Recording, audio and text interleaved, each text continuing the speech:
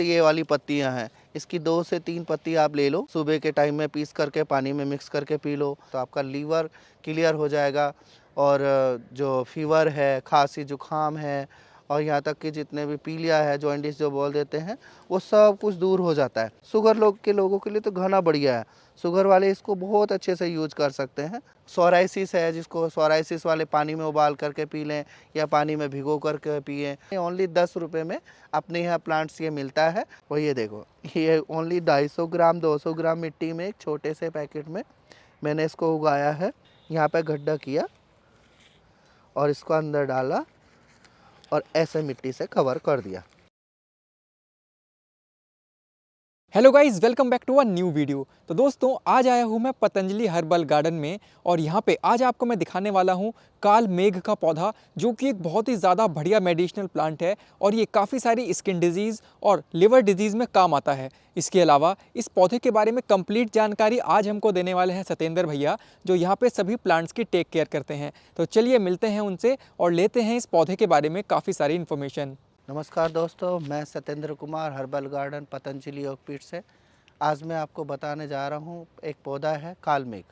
कालमेघ पौधा ऐसा होता है जो स्वास्थ्य के लिए सबसे बेटर है। स्वास्थ्य के लिए सबसे ज़रूरी होता है लीवर को सही रखने के लिए, लीवर को साफ़ करने के लिए, और यहाँ तक कि एलर्जी, एक्जिमा, खुजली, सोराइसिस, यहाँ तक कि शुगर जैसी बीमारी को ख़त्म करने के लिए यह पौधा यूज़ किया जाता है, जिसका नाम है कालमेघ। आइए मैं दिखा देता हूँ आपको। ये एक है कालमेघ का पौधा, जो इस तरह का होता है। इसमें ये इस तरह की फ्रूटिंग होती है इसकी, और इसमें जो है वाइट कलर के छोटे छोटे से फूल इसके अंदर होते हैं।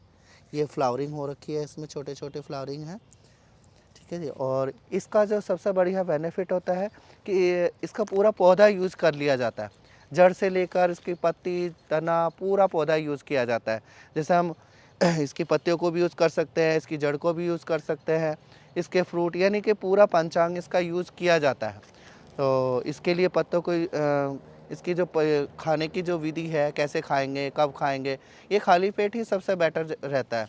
खाली पेट खाने से आयुर्वेद में सबसे ज़्यादा ज़रूरी है, तेज़ी से ये काम करता है। और इसको आप सुबह शाम दोपहर, जैसे कभी भी, यानी कि जब भी आपका खाली पेट होता है, इसको ले सकते हैं। पर इसका ज़्यादा बेनिफिट होता है सुबह और शाम के टाइम में। इसकी जैसे ये वाली पत्तियां हैं, इसकी 2 से 3 पत्ती आप ले लो, सुबह के टाइम में पीस करके पानी में मिक्स करके पी लो। अगर ये ड्राई है, आपके पास में ताज़ा नहीं है, अगर ड्राई है तो ड्राई में इसमें दो से 3 चुटकी भर करके पाउडर पानी में मिक्स करके उबाल करके भी आप इसको पी सकते हैं। अगर आपके पास में इसकी सूखी डंडियां हैं, पाउडर नहीं है, तो इसकी पत्ती, डंडी, जो भी सब कुछ का इसका जो मटेरियल है, आप इसको आधा 1/4 चम्मच आधा गिलास पानी में उबालिए, और जब उसका आधा रह जाएगा, उसको सुबह शाम इस तरह से पी लीजिए तो आपका लीवर क्लियर हो जाएगा। और जो फीवर है, खांसी जुकाम है और यहाँ तक कि जितने भी पीलिया है, जॉइंटिस जो बोल देते हैं, वो सब कुछ दूर हो जाता है इसके खाने से। ये बहुत फ़ायदा है। शुगर लोगों के लिए तो घना बढ़िया है। शुगर वाले इसको बहुत अच्छे से यूज कर सकते हैं, और लीवर वाले भी। सोराइसिस है, जिसको सोराइसिस वाले पानी में उबाल करके पी लें या पानी में भिगो करके पिएं, तो ये इसका बहुत अच्छा होता है। और ये अपने यहाँ पतंजलि योगपीठ हर्बल गार्डन में अपने यहाँ सेल में भी है, आकर के आप ले सकते हैं। उसका जो रेट भी है, कोई ज़्यादा नहीं है, कोई 100, 200, 50 या 20 रुपये ऐसे नहीं, ओनली 10 रुपये में अपने यहाँ प्लांट्स ये मिलता है और एकदम तैयार है। और इसका आप कभी भी ले सकते हैं। सुबह 8:30 बजे से शाम को 5 बजे तक आपको ओपन मिलेगा, और संडे, मंडे, ट्यूसडे कभी भी हो, कभी भी आप आकर ले सकते हैं। आइए मैं आपको ये भी बता देता हूँ कि ये जो कालमेघ का पौधा है, हम किस तरह से इसको तैयार कर सकते हैं, और किस किस तरह से, किस किस चीज़ से, बीज से, कटिंग से किस तरह से ये तैयार हो जाता है, और हम इसको कहाँ कहाँ किस तरह से उगा सकते हैं, किस तरह से आपको हमें गमले में उगाना है या नीचे गार्डन में उगाना है, या फिर आपने किसी भी किचन गार्डन में रखना है या कहीं टेरेस पर रखना है, तो ये हम इसका बहुत अच्छा रहता है। इसको आप किसी भी तरह से कैसे भी आप लगा सकते हैं, क्योंकि और इसका उगाने का समय क्या है।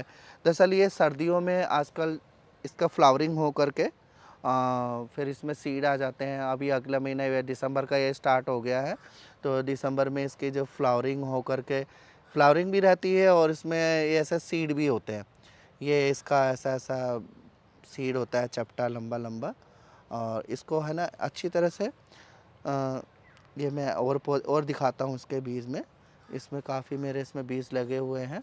ये मेरा एक छोटे से आप देख सकते हैं कि छोटे से एक पैकेट में कितने सारे इसमें सीड हो रखे हैं, और ये मैंने पके हुए तोड़े हैं। और ये देखो, ये ओनली 250 ग्राम 200 ग्राम मिट्टी में एक छोटे से पैकेट में मैंने इसको उगाया है। और आप भी इसको, ये नहीं कि भाई हमें भी उगाना है, आप भी एक छोटे उसमें उगा सकते हैं, पर ये आपके लिए थोड़ा डिफ़िकल्ट रहेगा इसको अच्छे से और उगाने का। जैसे अभी ये बीच में ना चटक जाते हैं, चटकने के बाद में ऐसा येलो येलो इसका सीड, जैसे हमारी खाने वाली बारीक वाली मेथी होती है ना, उसकी मेथी की तरह इसका ये दाना होता है। मैं अभी आपको निकाल करके दिखाऊंगा, और फिर ये भी बताऊंगा किस तरह से इसका हमको उगाएंगे, किस किस चीज़ से ये उग जाएगा। ठीक है जी।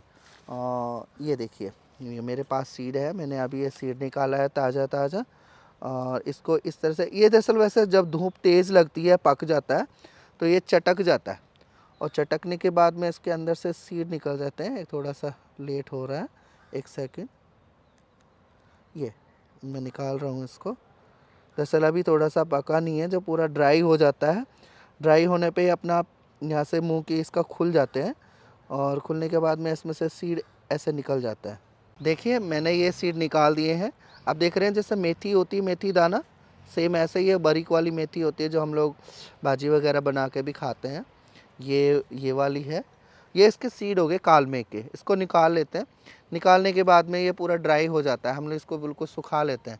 सुखाने के बाद में फिर मिट्टी और खाद का मिश्रण करके और उसको पूरा लेयरिंग करते हैं। उसके बाद में लेयरिंग करके उसको ऐसे ऐसे डालते हैं, एक एक दाना ऐसे ऐसे कर करके पूरी जगह में ऐसे उसको बिछा देते हैं।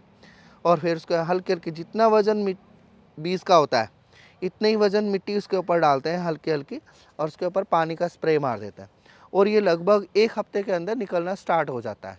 और ये निकलता है गर्मियों में, अप्रैल के महीने में, मार्च के महीने में स्टार्ट हो जाता है, मार्च के महीने में।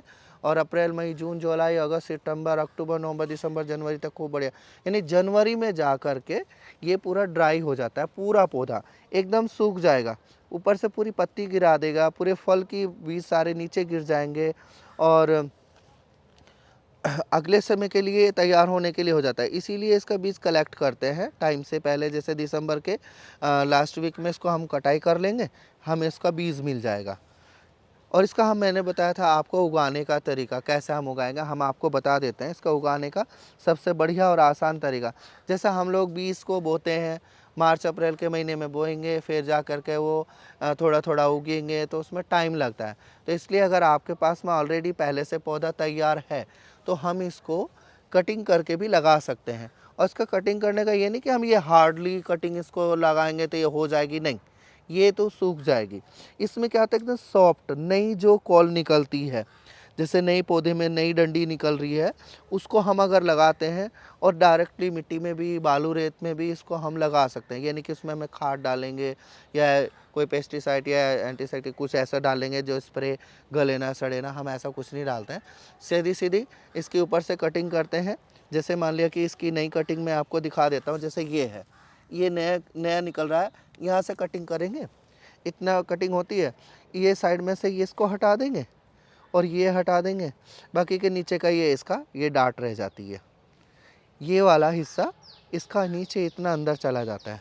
अब जैसे मैं आपको बता रहा हूँ, जैसे मेरे पास ये मिट्टी का ही है पैकेट, इस मिट्टी के पैकेट को हम क्या करते हैं, ऐसे यहाँ पे गड्ढा किया और इसको अंदर डाला और ऐसे मिट्टी से कवर कर दिया।